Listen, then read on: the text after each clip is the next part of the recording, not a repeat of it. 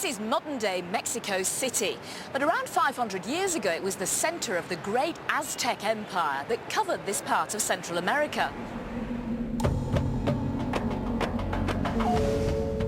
In Aztec times, the site of Mexico City was an island in a lake, Lake Texcoco, where the Aztecs had their capital city, Tenochtitlan. At its center were fine palaces and great temple pyramids. The Aztecs were a wealthy and well-organized society, and the people followed strict rules and didn't question things. They had their own religion, which included human sacrifices to their gods, the sun, the earth, and the rain. The Aztecs were warlike people, and their warriors kept neighboring tribes in order and held the Aztec Empire together. It was also an empire that people from Europe had never seen, but that was about to change. It was 1518. The Aztec ruler Moctezuma II was getting nervous. He'd been hearing reports of strange boats off the distant coast of his empire in the east, and his priest told him they'd seen strange sights: a comet in the sky, a great tidal wave in the lake around the city, and a mysterious fire in one of the temples. They thought this could mean that one of their gods, Quetzalcoatl, was about to return from the east, as Aztec legend had foretold. Moctezuma had good reason to be nervous. Moctezuma didn't know it, but explorers from Europe had begun to sail across the Atlantic Ocean and land in Central America. The first was Christopher Columbus in 1492, and many more followed, including a Spanish expedition led by Captain Hernán Cortés. In 1519, Cortés and his men arrived in Central America in search of gold, to claim the land for the King of Spain, and to convert any people they found to Christianity. He had about 500 soldiers armed with crossbows, muskets, a few cannon, and horses.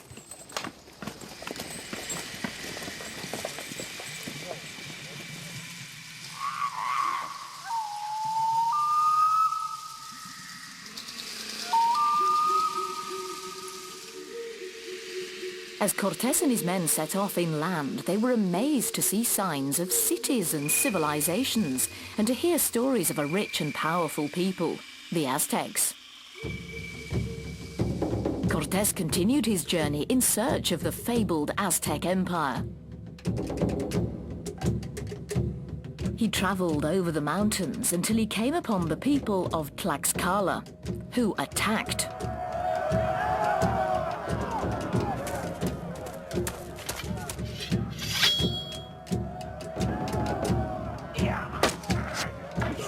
The battle raged on this hilltop.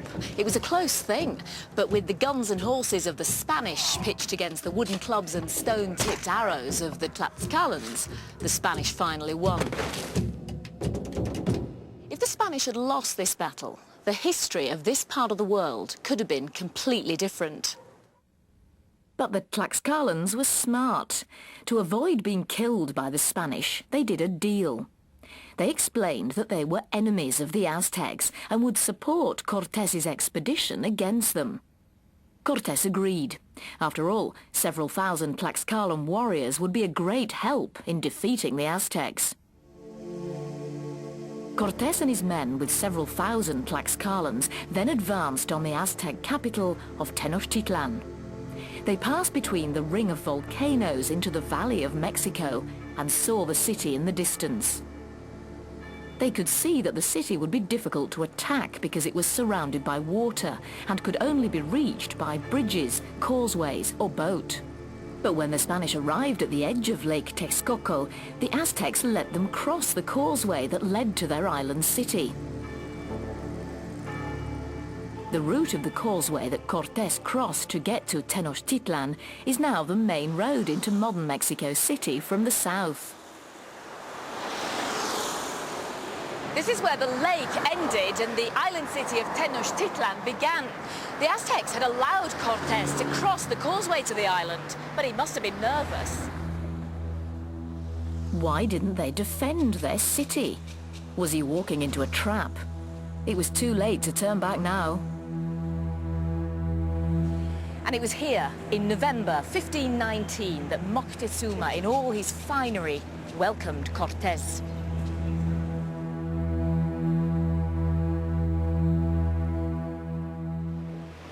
Then, Moctezuma took Cortés to one of his grand palaces. Today, it's the Hospital of Jesus. We have to walk through accident and emergency, but Moctezuma led Cortés into a great room that looked out onto a beautiful courtyard.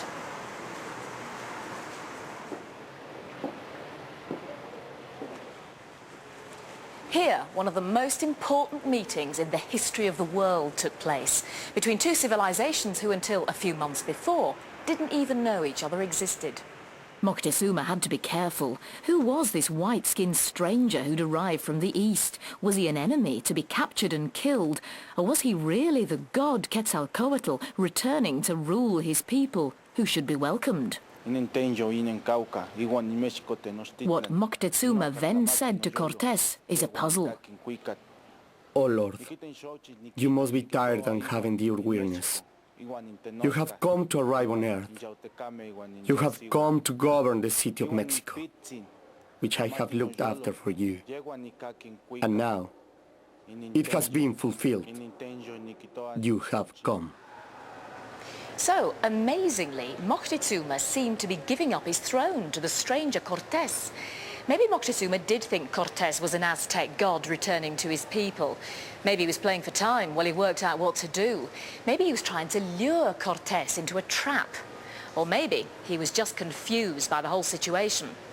Whatever he was thinking, Moctezuma welcomed Cortés and made the Spanish comfortable in one of his palaces. Cortés had made it to the center of the Aztec Empire without a fight. But he still hadn't completed his mission to take it over for the glory of Spain.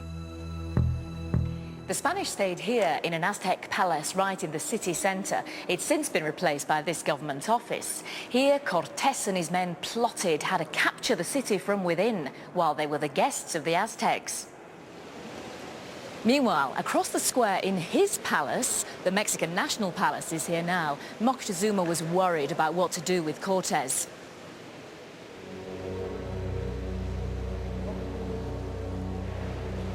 Was he right to let Cortés into the city, and had he got Cortés exactly where he wanted him? Or had he made a big mistake? Moctezuma needed time to think, so for several months the Aztecs carried on their life as normal, with the Spanish in their midst. The Spanish soldiers explored the city and the great temples and wrote about what they saw. It seemed like an enchanted vision.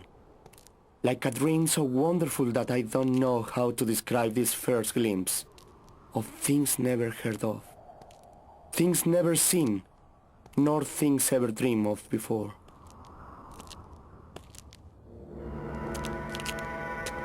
They saw the Aztec gods. There seems to be one for every aspect of human affairs. For war, for crops, for water. It's not surprising these gods are hidden in darkness. Their sight is enough to frighten any man. They saw the sacrifices and the racks of skulls, and they were horrified. These idols are offered blood from the living hearts, torn from the breast of the still living victim.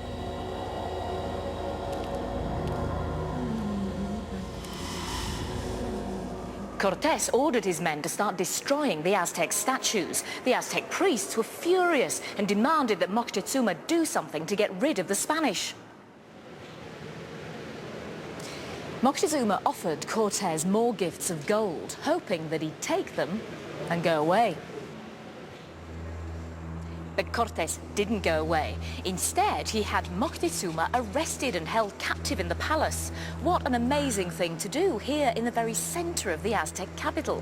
Cortés was taking a huge risk, but he must have thought that holding Moctezuma hostage would protect him from any Aztec attack. But it didn't work. Spanish soldiers had killed some Aztec priests during a religious ceremony, so the Aztecs attacked the palace where Cortés and his men were staying. In the chaos, Moctezuma was killed.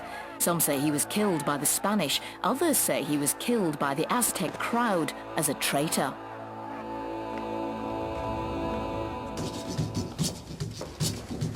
Cortés and his men had to leave in a hurry.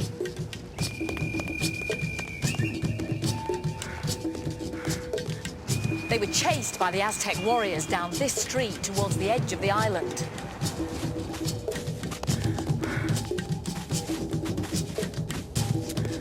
Soon they reached the edge of the island city, and from here the Spanish had to cross the open water of Lake Texcoco.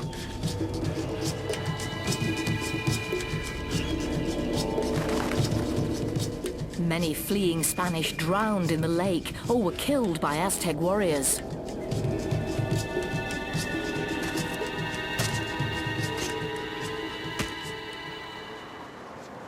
When Cortés and the few men he had left reached the safety of the lake shore, they stopped here by this tree. It was July the 1st, 1520, and Cortés had failed to defeat the Aztecs. But he vowed to return. Defeated, Cortés and his men worked their way round the north of Lake Texcoco until they managed to meet up with their allies, the Tlaxcalans, ready to try again. 1 year later, in May 1521, they laid siege to Tenochtitlan, stopping food and water getting into the city and waiting for diseases to spread. The siege of Tenochtitlan lasted for 3 months, and then Cortés and his men with his Tlaxcalan allies attacked the city. They advanced through the city street by street, fighting and killing Aztecs all the way. They destroyed and burnt the buildings as they went, including the great temples. The final battle was here at Tlatelolco in the north of the island in August 1521, where the great Aztec Empire was finally defeated.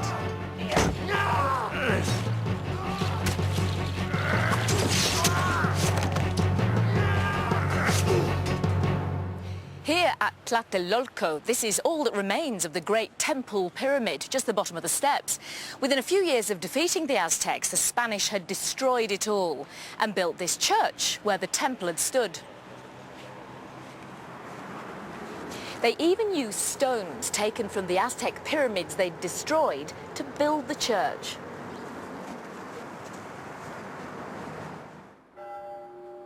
So Cortés had done it. With a few men and his Tlaxcalan allies, he defeated the great Aztec Empire. Straight away, they started to make changes. First, they called the country New Spain, to be ruled from Old Spain, away across the Atlantic Ocean. One of the biggest Spanish buildings in Mexico City is the cathedral, built right where the old Aztec temples used to be. And this is the National Palace, built by the Spanish on the site of Moctezuma's palace. Very soon there were no Aztec buildings left standing. But although their great buildings and their civilization had been destroyed, the Aztec people didn't disappear after their defeat by the Spanish. But they were in for a rough time. Many thousands of native Aztecs died because of the terrible way they were treated by the Spanish, and from diseases brought over from Europe. The Aztec people had become slaves. The Spanish also brought their religion with them from Spain. This is the Church of San Agustin, just outside modern Mexico City. It was built on the shore of Lake Texcoco in 1536.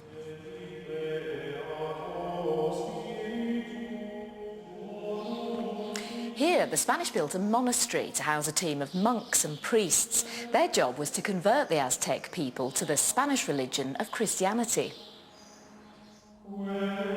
In this courtyard, the monks converted the Aztec noblemen to their new religion.